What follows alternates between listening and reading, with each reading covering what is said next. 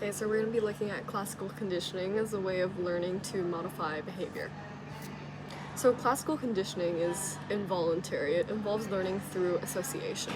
So we take a previously neutral stimulus and make it meaningful, which then allows us to develop a learned response to it. So what this means, I'll be explaining through Ivan Pavlov's dog experiments, and I'll be illustrating the concepts through that experiment itself. So what Ivan Pavlov did was, the subject in his experiment, the one who was put through the learning, were dogs, and he used the sound of a metronome. So starting with the first one, the unconditioned stimuli. The unconditioned stimuli is something that we develop an involuntary reaction to in the start. So for this experiment, the unconditioned stimuli was the food, because food naturally causes dogs to salivate. The unconditioned response, something that you can't control upon seeing the unconditioned stimuli, is the salivation response, because it's involuntary, it's out of your control, and dogs salivate when they see food. The neutral stimulus that he presented to the dogs was the metronome, because at its core, the metronome doesn't actually have any value to the dogs. It's really quite two separate things.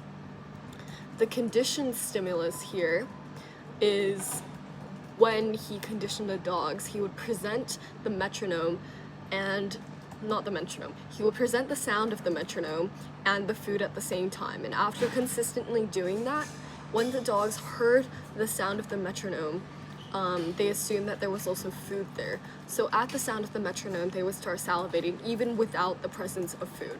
So therefore, the conditioned stimulus becomes the bell. It's where the neutral stimulus moves into something that triggers a response after conditioning.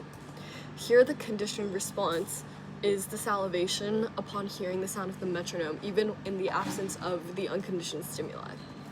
So we started off with the metronome, the sound of the metronome and the food.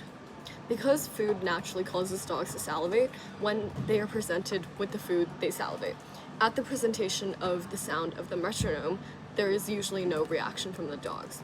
But after conditioning and pairing the neutral stimulus with the unconditioned stimulus, the dogs develop a conditioned response, which is to salivate in the presence of the sound of the metronome, even without the presentation of the food. So this shows the dogs have now associated the sound of the metronome to food, causing them to salivate, the conditioned response.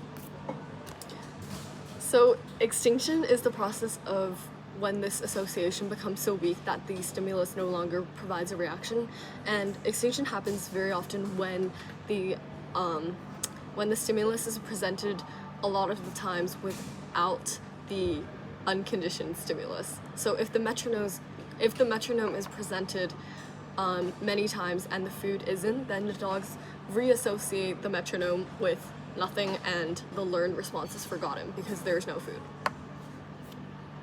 And applications for this, a lot of businesses use it. Sometimes you'll hear a certain sound or you'll hear a certain song and you'll directly think of a business, or you'll think of a catchphrase, and there's actually no thing that directly links it, but because you've associated it involuntarily and automatically into your own head, whenever you hear it, the business comes to mind without the business actually being there. Yeah.